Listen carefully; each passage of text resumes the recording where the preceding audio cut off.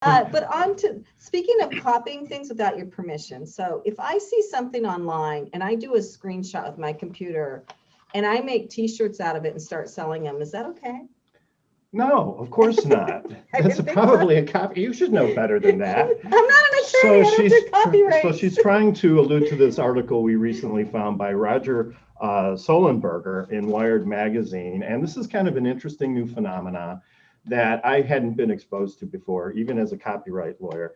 Apparently now there's a lot of websites where you can create on demand your own custom t-shirt or tchotchke or coffee mug or whatever. And so what people are doing is they're taking famous brands and they're uploading the logos and the content onto these websites, and then they're creating t-shirts and tchotchkes and what have you, which is an obvious copyright violation.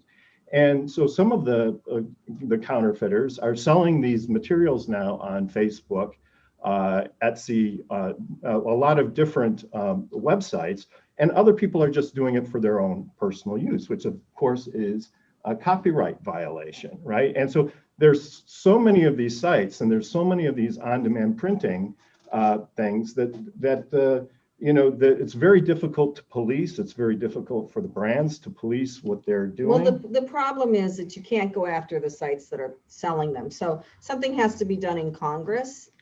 Yeah. Right, or somewhere, so that the sites that are selling these have to check for copyright. Amazon is now checking for trademark violations. So.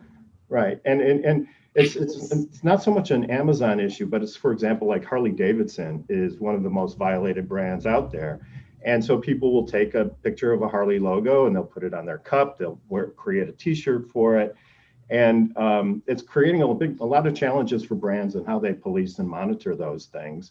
Somebody, for example, in Canada can order something from a US maker and have it sent to Vietnam, right? Right. So this is sort of like Napster all over again. And for those of you who don't remember Napster, that was where music was being illegally shared. And so there's going to have to be a solution to this. There will be a solution. So that's the thing. If you're doing this, don't do it. Because there will be a solution, because it's not fair either to steal somebody else's intellectual property. So that's right.